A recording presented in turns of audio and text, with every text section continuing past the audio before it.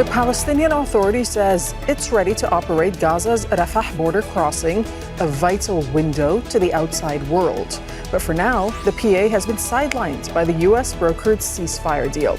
So, who will be in control of Gaza's lifeline? This is Inside Story.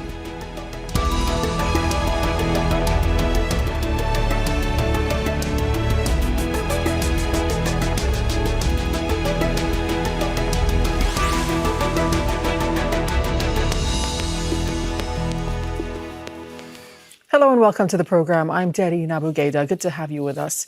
Gaza is often referred to as the world's largest open-air prison, trapped between Israel's blockade, Egypt, and the Mediterranean Sea.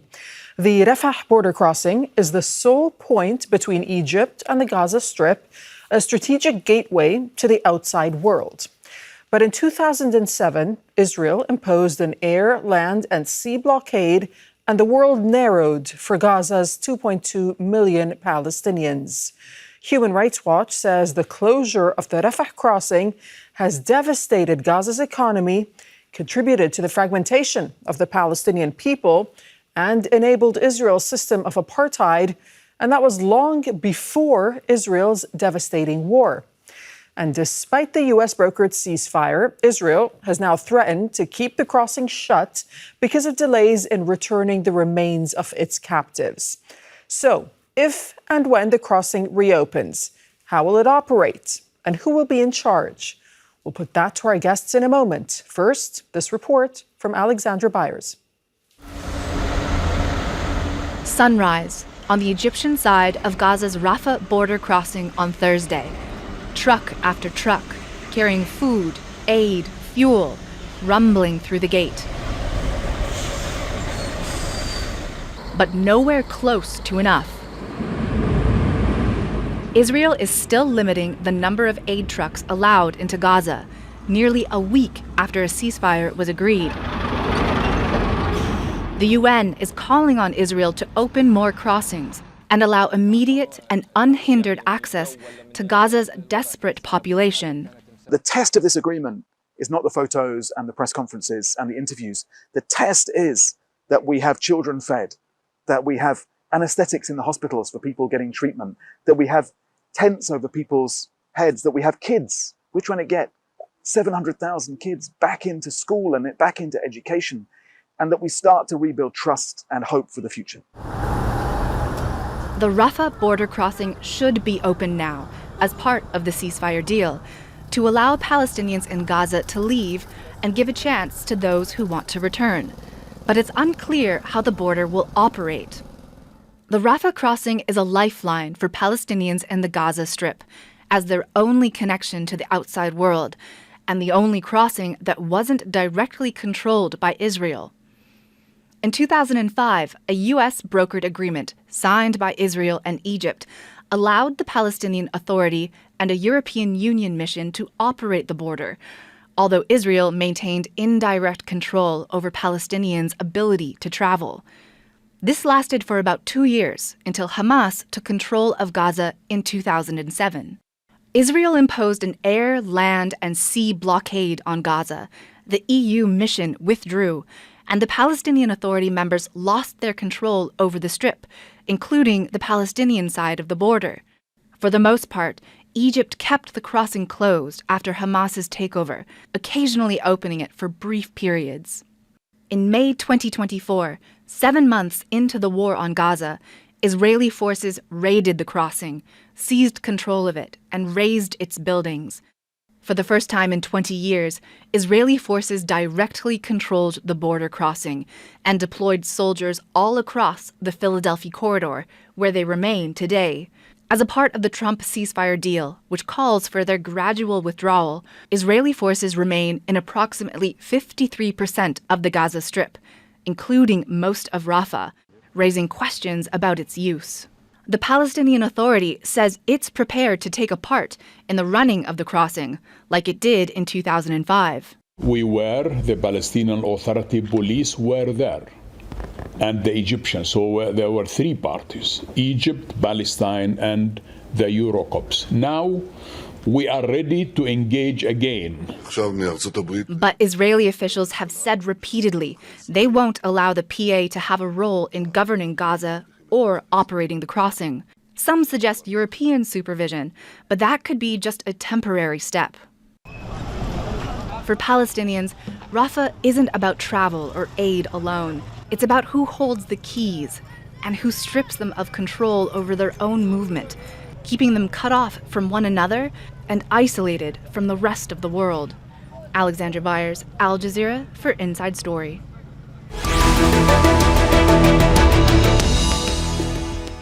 Okay, let's now bring in our guest. Joining us from Ramallah is Dr. Mustafa Barghouti, who's the Secretary General of the Palestinian National Initiative.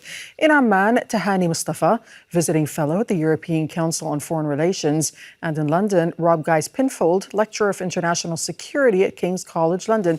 Thanks for joining us. Thanks for your time. Dr. Barghouti, do you see a scenario today in which the Access and Movement Agreement of 2005 is revived, meaning the crossing could be opened and controlled by the Palestinian Authority under EU supervision?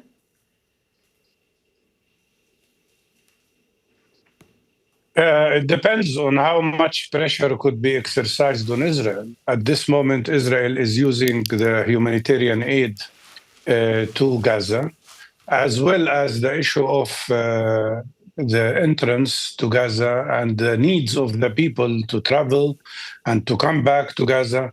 They use all of that as an instrument of political pressure, which is a violation, of course, of international law and international humanitarian law. And in reality, Israel never ceased to control who comes in and who gets out, not only in Gaza, but also in the West Bank, by the way. The only entrance to the West Bank is through the bridge, and the bridge is controlled by Israel. Nobody can get in or out into the West Bank without Israeli permission. And so in reality, that shows you that Gaza was all the time under a different form of occupation, but it is occupation. And the siege that is imposed in Gaza now is just unprecedented. But let's remember that since 2006, Israel imposed a horrible siege on Gaza that deprived it from basic needs, including electricity, clean water, etc., etc. And that was one of the main reasons why we had this war in 2023. Robert Geiss-Pinfold, explain just how much control, just to pick up on what Dr. Barghouti was saying, how much control Israel currently has over the border crossing today, as things stand right now, and the implications of that for Palestinians. Well, Doreen, Israel has left the 80% of the Gaza Strip it controls to now control around 50% of the Gaza Strip, but it controls 100% of all the border crossings, not just Rafah, but also the ones in the north and the east as well. What's interesting to note here is that Benjamin Netanyahu really made the Philadelphia corridor, which is the link between Gaza and Egypt's Sinai Peninsula. He basically said Israel can never withdraw from the Philadelphia corridor. He scuppered negotiations for a ceasefire previously on several occasions over this demand that Israel stay in the Philadelphia corridor basically indefinitely. Now, this is an issue that Israeli policymakers have sought to deal with for decades. When Israel, in its own words, disengaged from the Gaza Strip in 2005, initially the plan was that Israel would retain what it called a security strip along the Philadelphia corridor. So it would withdraw from the vast majority of the Gaza Strip, but still keep an occupation there. However, Israel's own legal advisors said, look, this is just not feasible. It's not possible. The Israeli military said it would also be difficult. But the main issue here was that legally Israel would have no basis for claiming that it didn't occupy Gaza anymore. So there's always been these competing pressures, I guess, for Israeli policymakers here. But when it comes to the Rafah border crossing, they are now determined to stay in control. And the idea of foreign boots on the ground, be they Palestinian Authority or from another country, into the Gaza Strip is going to be a very, very difficult pill for Netanyahu's far-right coalition to swallow. Tahani, why is Rafah considered so crucial for Palestinians, not just as a crossing, of course, but as a symbol of who controls movement and what that in turn ultimately means? Well, there's always been this assumption that Rafah is one of the only border that Israel doesn't necessarily entirely control. And it's one of the few borders that actually offer Palestinians or Gazans specifically access to the rest of the region and the rest of the world. But yet Israel has been managing, even when it comes to Rafah, what has been going in and out of that particular border. It had been doing that pre-7th of October, and we've seen the way that it has managed to weaponize even the Rafah border, which it controls jointly with Egypt, in order to effectively punish and starve an entire population. So I think that assumption tends to often be misleading, especially when we look at sort of who is actually controlling the entry of goods and activities. Even before the 7th of October, Israel has always maintained full control of Gaza's land, air, and sea space. Right. Mustafa Barghouti, and Israel now is reportedly saying that Gazans could exit Rafah under EU supervision following security approval from them. So to what extent does that signal to you Israel's intent to continue to have some sort of say and control over the Rafah border crossing? Well, in reality, they want to maintain a high level of Israeli occupation of Gaza. To be precise, Israel never stopped its occupation of Gaza. We only had different levels of occupation. Before the last war, before the genocidal war on Gaza, Israel controlled the sea, controlled the airspace, controlled the electromagnetic field, controlled all the borders, including Rafah, and controlled who can enter and who cannot enter. And now, as you said, the Israeli troops are in 53% of Gaza. So they have upgraded their level of occupation to Gaza to a much higher level. And for me, the important thing is not only to allow people to leave, which is very essential now for at least 17,000 injured people who have no treatment available in Gaza, and some other people who are very sick, like people with cancer and other serious diseases. But it's also important for us that people who have been stuck outside Gaza be allowed to go back to Gaza. The entry to Gaza is as important as the exit. And that's very important to make sure that Israel will never succeed in its original plan of ethnic cleansing of the population of Gaza.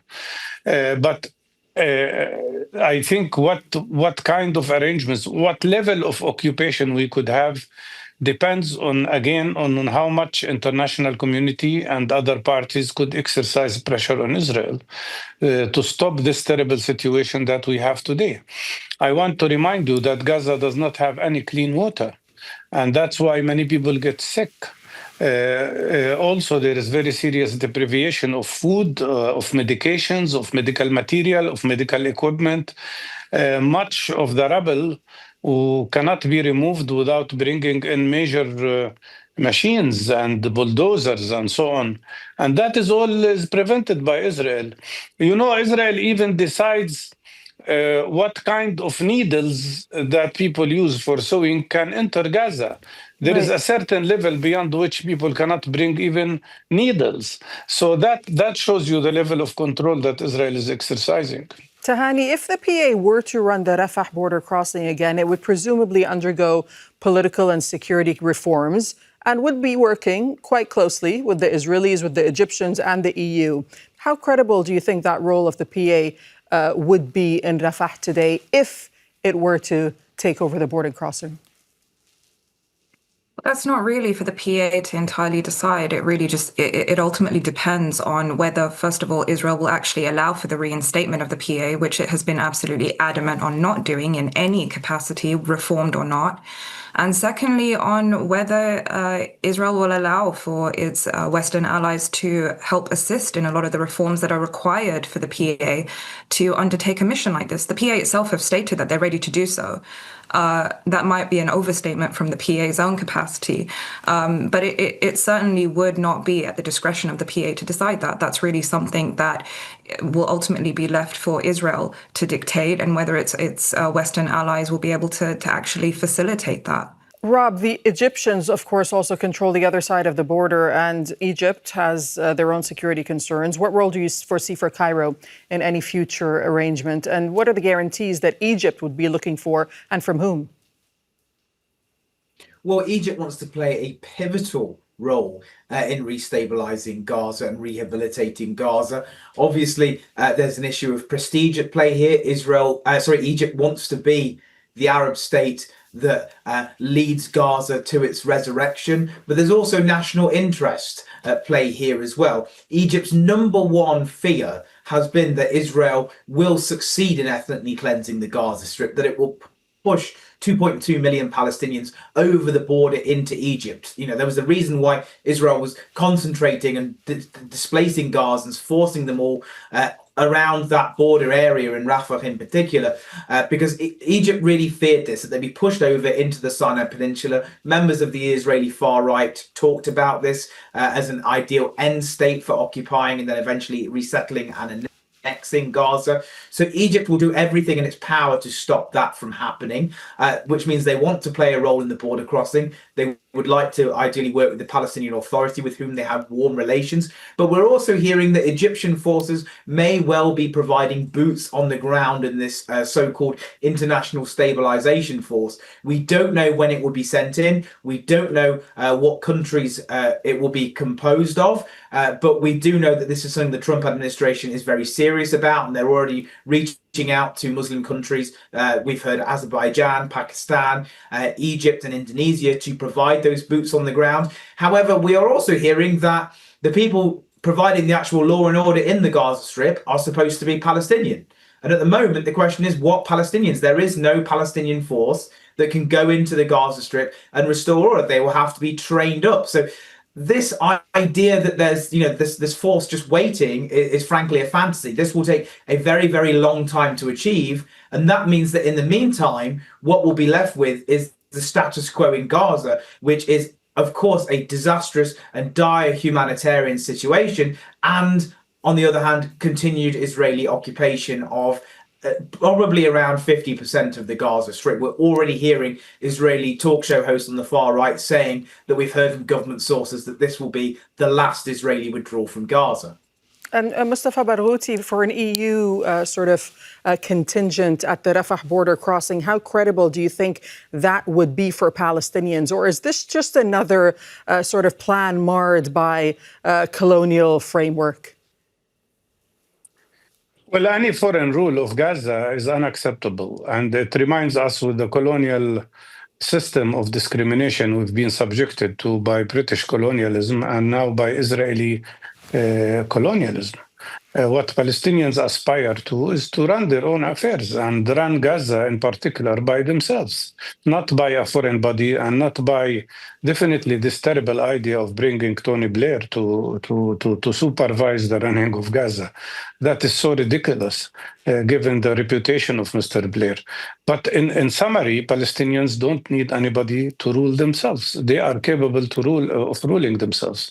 But in the best case scenario, neither the Europeans nor the Palestinian Authority, if it is allowed to be at the border, will have real control.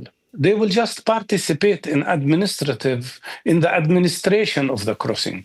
But in reality, the control will remain, as it was all the time, in the hands of Israel. And let me here just correct one thing. The Israeli army is in 50% or 53% of Gaza, but it is still occupying Gaza completely. Because who controls the airspace? The Israeli drones. Who controls the sea? Do you know that fishermen are not allowed yet to go into the sea and fish even for 3 kilometers into the sea?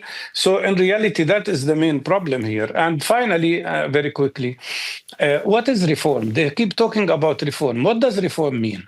Is it democratic reform that we have been struggling for 20 years without elections? Is it democratic reform that allows Palestinians to choose their leaders freely and democratically and to create a system of separation of powers? Probably the United States speaks about such reform for Venezuela, maybe, but not for Palestine. For them, the reform is transforming the Palestinian Authority into a complete security sub-agent for Israeli occupation. That's what they want. All they ask for, they want to change our story. They want to change our narrative. They want to change our curricula. They want to stop supporting the families of people who died in struggle. This is unacceptable, and that's not reform. This is about subjugation, subjugating the Palestinian people to the Israeli colonialism. And that should not be described as reform. Okay, Tahani, I see you nodding along. If you want to just comment on what Mustafa Barghouti was saying, and also this vagueness surrounding the sort of language when it comes to what happens to the Rafah border crossing and this unknown at this point, now that there's a ceasefire. Why do you think that is? I mean, is this going to be sort of a political bargaining chip for Israel in the broader war where it leaves things vague and unknown? Absolutely, and I think that led to a lot of the pessimism around this recent ceasefire deal, especially for many of us who've been following the previous ceasefire deals where you saw very similar in terms of making sure that the language was so ambiguous that it would give Israel numerous different leeways. And right now we can see Netanyahu doing just that, trying to build a pretext for the eventual breaking of the ceasefire, something that numerous Israeli politicians have already said that they're openly going to be doing, returning back to open warfare. So the question isn't really if, it's more when. But just to get back to Mustafa Barghouti's point, I mean, he's absolutely correct. When you look at international planning around the reform of the PA, this has absolutely nothing to do with democratic reforms. It's everything to do with the technocratic reforms that will lead to a much better policing force. If anything, of all the substantive planning that's been going around a post-war reconstruction of Gaza, the most thorough planning and crunching of numbers have been centered around a newly devised policing force. So, you know, I think if anything here, the only obstacle here has really just been Israel and its absolute refusal, to allow for any reinstatement of any kind of Palestinian entity that could potentially threaten its sense of security. And just to reaffirm Mustafa Barghouti's point, when we're talking about the control of crossings and Israel's occupation of 50% of the Strip, again, that's incredibly a very misleading image to paint here. Israel still retains full control of the occupied territories in both the West Bank and Gaza, has consistently weaponized its ability to effectively control the exit and entry points of these territories. Right. Seeing it do just that. And this ceasefire deal gives it the ambiguity to continue to do that for an indefinite period. And Tahani, when Israel controls the entry and exit points from the perspective of statehood criteria, what does that mean for Palestinian statehood going forward? And how crucial is it for Palestinians themselves to control the entry and exit points of their own borders? Well, that's the very definition of sovereignty. If you're saying that Israel can retain control over what goes in and out of a territory, that isn't sovereignty. What you're offering Palestinians at best is autonomy, and those are two substantially different things. Got it. Robert Geis-Pinfold. Rafah, of course, has had a long history of sort of tunnels, informal trade routes, and that's how the economy in Gaza was able to sustain itself throughout the years of blockade. And as that blockade continues, as we're hearing from my other two guests, how would formalizing Rafah affect those underground economies and smuggling networks, do you think? Well, the idea, that's the whole point of having another force on the border with Rafah, be it Palestinian Authority or Egyptian, is that this would undercut the smuggling trade there. As you say, there was quite a weird and wonderful smuggling trade there where there were animals brought in through those tunnels to Gaza Zoo. There was fast food delivered from Egypt to Gaza. So even in this crisis, this blockade of the Gaza Strip, Palestinians and Gazans still found a way to have their economy at least on life support. However, the rehabilitation, the whole idea of this peace plan is not that Gaza be put back on life support. It's that Gaza be rebuilt and rehabilitated. Remember, over 80% of Gaza's buildings have been destroyed. Hospitals are not functioning. So, as Mustafa Barghouti said, Palestinians need to leave Gaza in order to have not just treatment for their injuries sustained in the war, but for more long-term or routine medical conditions. So there's all sorts of reasons why opening Rafah is the start to rehabilitating Gaza, but it is the start to rehabilitating Gaza. The problem here is the political constraints. The fact is, Israel deliberately controls the Philadelphia corridor. This is not an accident. This is a purposeful attempt by Israel to pull itself back from the Palestinian parts of the Gaza Strip, the very densely populated parts of the Gaza Strip. It never really wanted to control directly. It would much rather have occupation from afar. So that way it can sort of position itself somewhere there where it can sit more or less indefinitely, whilst leaving someone else to look after the daily affairs, welfare and needs of Palestinians. That is the situation we've parked ourselves in at the moment. The real problem is getting to somewhere better. Just final thoughts from the three of you briefly. Robert, I'll start with you. What do you see happening then, at least over the next few days, the short term, when it comes to the border crossing? Well, the border crossing should ideally be reopened, and it should be manned by Palestinian forces. This is a way to nudge Israel towards accepting foreign boots on the ground and Palestinian boots on the ground in Gaza. It would not be easy. Israel will push back against it, but this is exactly why the Trump administration needs to stay involved. The international community needs to stay involved, because this agreement will collapse the second that international pressure dissipates. The second that Trump walks away, others walk away, this thing is done. Tahani? Well, I think this agreement is already starting to collapse, and the fact that Israel has already rescinded on two of the many other conditions that were agreed upon, reopening Rafah and allowing for the agreed upon amounts of aid, which it slashed in half just a few days ago, is pretty indicative of where we're heading here. And Israeli politicians have made absolutely no pretense of that. Dr. Mustafa Barghouti, finally word to you. Well, there is a short-term and long-term goal. The short-term is to alleviate the horrible humanitarian suffering now in Gaza, allowing reconstruction, allowing rebuilding of education and healthcare, etc., etc. And that requires complete opening of all passages to Gaza. But the long-term one, and that's where we need the international community to continue this fantastic revolution of solidarity with Palestinians. The long term is freedom, to end occupation totally and completely, not only to Gaza, but also to the West Bank, to Jerusalem, to the Palestinian people in general. The struggle will continue. It's not just about a crossing to Rafah. It's about our freedom from occupation. Okay, we'll leave it there on that word. Thank you so much, Dr. Mustafa Barghouti, Tahani Mustafa, and Robert Guys-Pinfold. Thanks for joining us. Thanks for joining us, too. You can see the program again anytime by visiting our website, aljazeera.com. For further discussion, you can go to our Facebook page. That's facebook.com/AJ Inside Story. Join the conversation on X. Our handle is AJ Inside Story. From myself and the whole team here in Doha. Thanks for watching. Bye-bye for now.